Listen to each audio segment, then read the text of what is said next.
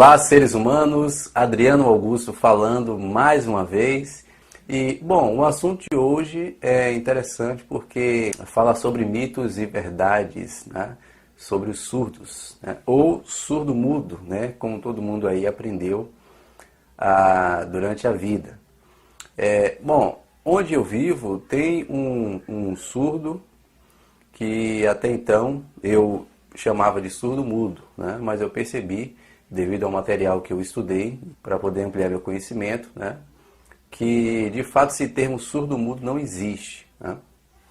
E claro também, eu nunca consegui me comunicar perfeitamente, nunca prestei atenção, nunca me importei, né? E essa é a verdadeira dificuldade que esse pessoal aí que nasce surdo ou que sofre alguma lesão, né? E fica com uma deficiência auditiva, né?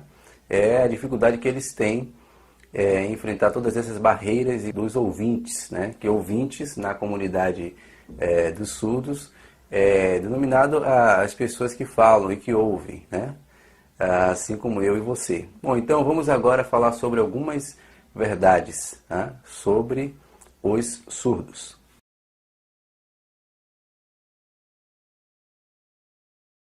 Vamos lá, para começar.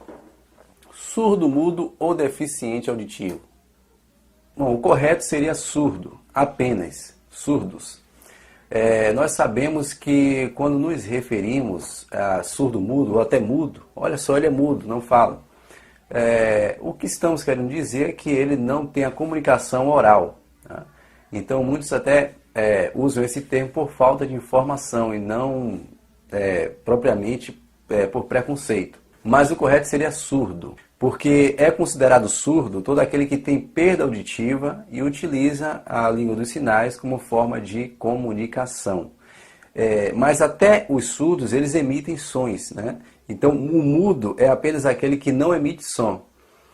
Então, dificilmente existe uma pessoa muda, né? Porque até os surdos emitem um som. Você percebe assim um som querendo sair, né? Até mesmo quando está gesticulando e fazendo os sinais, né? Tem ali um sonzinho saindo, um apito, alguma coisa assim semelhante. Então, logo, ele não é mudo e é apenas surdo. Então, o som que eu escuto é esse.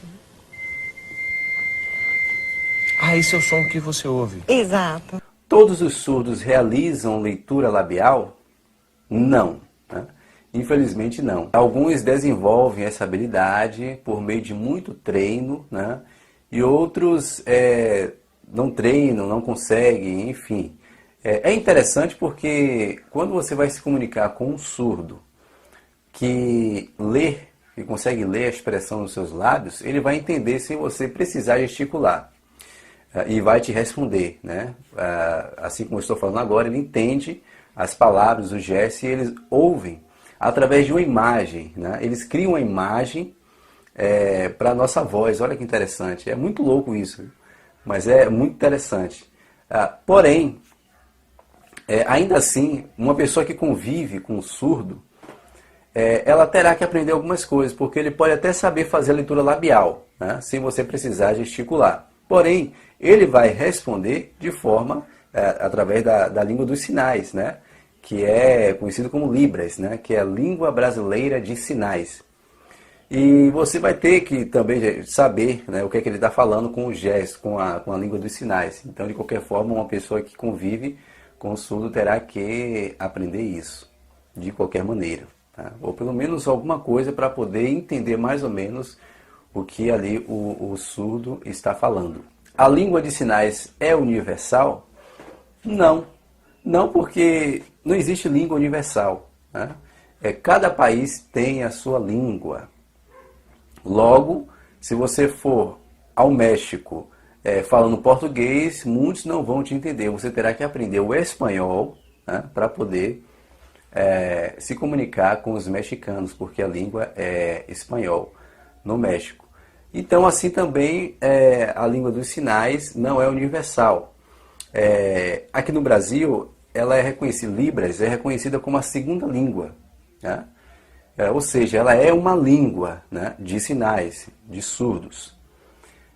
Logo, é interessante entender que é o seguinte: qualquer surdo, ele consegue se comunicar na língua dos sinais através das libras, né, aqui no Brasil, em qualquer região do Brasil. Porém, assim como a nossa língua tem dialetos, tem expressões regionais, a língua dos sinais também. É claro que 90% da língua dos sinais, todos os surdos vão entender e se comunicar aqui no Brasil, através das libras. Ok. Porém, 10% mais ou menos, não. Porque vai ter aquela coisa nata da região, né? Por exemplo, na região usa uma expressão assim, já a outra região, né, usa uma expressão diferente. E assim também acontece na língua dos sinais. Por exemplo, o carioca, né, tem uma expressão mais ou menos assim diferente do baiano, diferente do mineiro, diferente do paulista, do paraibano. Mais ou menos isso. Porém, todos entendem o português, né? Se você sair de Minas Gerais, né, e for para o Pará, todo mundo vai te entender porque é uma língua só, né, que nós falamos. Agora, lógico que existem aquelas expressões regionais, né, que a gente aprende assim, que cada lugar tem, de acordo com a sua cultura, né, tem ali arraigado. Mas todo mundo se entende, porque é uma língua só aqui no Brasil. E assim acontece também com a língua dos sinais. Agora, o que significa dizer que se sair daqui para ir, por exemplo, para o Peru, né, através da língua dos sinais, os surdos, eles não vão entender porque lá no Peru é uma outra língua de sinais, né? Então eles terão que aprender, assim como a gente sai daqui para o Peru e vai aprender o espanhol, que é falado lá, né? Eles não falam português, a menos alguns que estudou português, aí sim você consegue se comunicar. Mas para quem não estudou, não. Eles falam espanhol, então nós temos que falar o espanhol, aprender para poder ir para lá e conversar com alguém. Assim também são os surdos, né? Se ele for para um outro país, é um outro sinal, ele não é universal.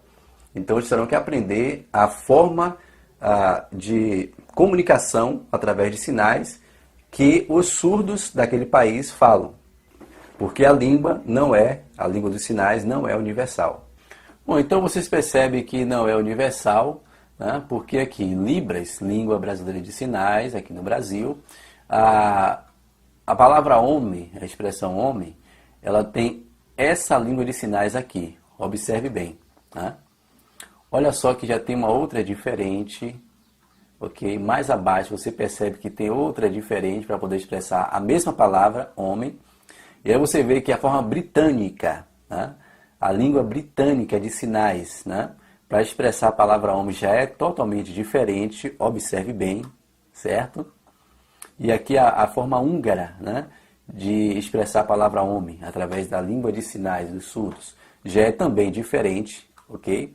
E aqui é a forma turca de expressar a palavra homem, né? Por isso que ela não é universal. Cada país, assim como cada país tem uma língua, né, oral, também tem uma língua de sinais. Língua de sinais ou linguagem de sinais. É claro que o correto é língua de sinais, porque se fosse linguagem, isso estaria se referindo a uma vertente do português. E a língua de sinais, Libras, ela é uma segunda língua. Ela não é vertente do português, ela é independente do português. Então ela é língua e não linguagem. Então o termo correto é língua de sinais, né? E o nosso país utiliza Libras, que significa Língua Brasileira de Sinais, que hoje é reconhecida como a segunda língua oficial em todo o território brasileiro. As línguas de sinais foram inventadas por ouvintes? Não.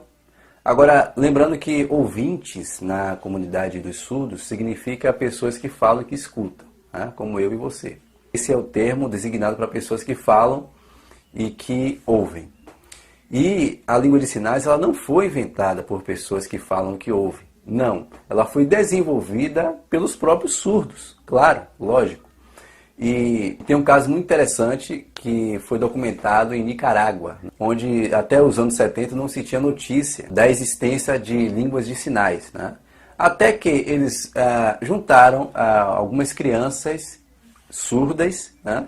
E essas crianças elas conseguiam se comunicar umas com as outras, né? E daí emergiu o que hoje se chama a língua de sinais nicaragüense, né? Olha só que interessante. Então é os próprios surdos, claro, que desenvolvem isso, porque é aquela coisa assim impressionante que você nasce com uma deficiência, mas ao mesmo tempo você desenvolve uma eficiência particular específica, né? Devido à sua deficiência naquela outra área. Bom, como hoje é oficial, então as crianças, né, que nascem surdas, elas já vão aprendendo nas escolas, né, aqui no Brasil, né, aprendendo a Libras para poder se comunicar com as outras crianças. Agora, a origem desse mito, né, de que a língua de sinais foi desenvolvida através de pessoas que falam que ouvem, está ligada e vinculada ao uso do alfabeto manual, né? Porque os surdos usam esse alfabeto manual que foi criado por ouvintes, por pessoas que falam e que ouvem, né? Porém, é apenas para expressar uma palavra, alguma coisa ou outra, né? Mas vai muito além disso, né? E depois que foi criado esse alfabeto, uma pessoa que fala e que ouve tentou adaptar isso aos surdos, né? Para poder entender mais ou menos a forma que eles se expressavam e facilitar a comunicação. Mas foi só isso, e eles usam aqui e ali, né? Mas enfim, existe uma língua própria deles que eles desenvolvem. Então foram os próprios surdos que desenvolveram e criaram a língua de sinais. É lógico, né? Claro. As línguas de sinais são baseadas nas línguas orais? Não. Elas são independentes. Exatamente. Se não, seria uma linguagem, que seria uma vertente da língua, por exemplo, aqui no Brasil, que temos Libras, né? Seria o quê? Uma vertente do português. Seria um português sinalizado, né? Se realmente ela fosse dependente. E não é. Ela é independente porque ela é uma segunda língua oficial. Então a língua de sinais não é baseada na língua oral, né? Elas são independentes. As línguas de sinais têm a mesma capacidade expressiva que línguas orais? Sim, tem a mesma capacidade, até porque se trata de uma língua oficial. Lógico, para a comunidade dos surdos. Então, ela tem a mesma capacidade expressiva, sim. As crianças aprendem línguas orais ou línguas de sinais de forma semelhante? Também. O aprendizado da criança é incrível, né? Principalmente quando a criança está aprendendo uma língua, né? Ela vai imitando sons, né? Mais ou menos isso, que veio do pai e da mãe, e vai aprendendo a língua nativa, né? E assim acontece também com a língua de sinais, com Libras, né? Então ela vai aprendendo ali com os pais a se comunicar, né? A fazer os gestos e tudo mais, vai para a escola, né? De Libras e aprende e vai desenvolvendo cada vez mais. Então é a mesma capacidade que uma criança tem a aprender, uma criança ouvinte, né? Tem a aprender o idioma nativo, né? Como aqui no Brasil é o português, a mesma capacidade tem uma criança que é surda a aprender a língua dos sinais. Quem é o intérprete de Libras? O intérprete de Libras é o profissional ouvinte, fluente em Libras e em língua portuguesa, que realiza a tradução e interpretação simultânea, Libras-português e português-Libras. E atualmente a profissão de tradutor e intérprete de Libras é regulamentada e possui um código de ética. Lembrando que quando falamos Libras, né, Libras e a língua portuguesa, né, em outro país, né, será essa língua de sinais, que tem também a sua abreviação, né, e com a língua daquele país, né, até porque não é universal, né, então é a língua de sinais com a língua africana, né, se for na África, é a língua de sinais com o espanhol, né, se for um país que fala espanhol, como México, Peru, Guatemala, Bolívia e muitos outros. Bom, esse é o material que eu dei uma olhada recentemente, eu espero que tenha agregado muito na informação de cada um, porque é interessante, né, nós evoluirmos o nosso intelecto e informação, né? Mas enfim, informação é muito importante, é interessante, evolui nosso intelecto, nosso conhecimento, né? Porque essa é a diferença do surdo e de um deficiente auditivo, né? O deficiente, ele nasceu ouvindo normalmente, mas sofreu uma lesão, né, que a gente conhece muito aí como o tal dos guerrilheiros, né, que vieram da guerra, Vietnã, e perderam, né, a sua capacidade auditiva, né, devido aí ao bombardeio. E, no entanto, como eles falavam antes, eles ouviam antes, então eles conseguem até se comunicar, né, e fazer leitura labial, né? Ou seja, eles falam, só não ouvem. Ou às vezes ouvem muito pouco, 10 a 20%, e aí precisa de um aparelho auditivo, Não só ele, como o surdo também, porque auxilia esse aparelho auditivo.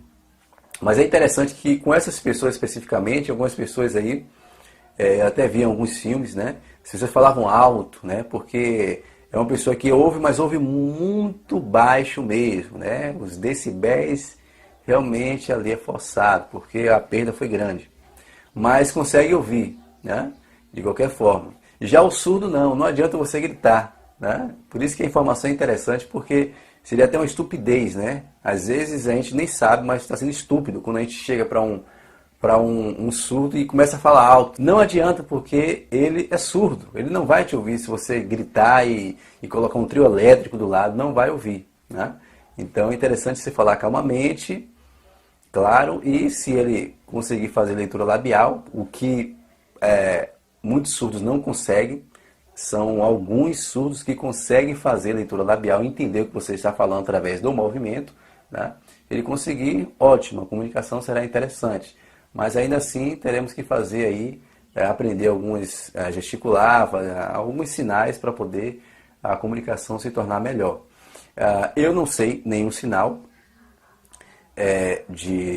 dessa comunicação de Libras, né? Mas o assunto é muito interessante, me enriqueceu muito e eu aprendi muita coisa estudando esse material, foi muito bom. A leitura sempre evolui nosso intelecto, né?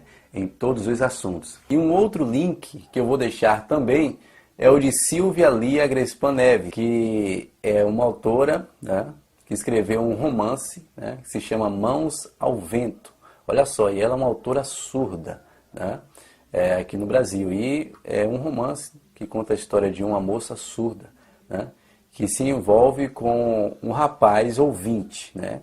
Lembrando que ouvinte é para se referir a pessoas que falam e que ouvem. Então é muito interessante, contado a partir de uma autora que é surda, né?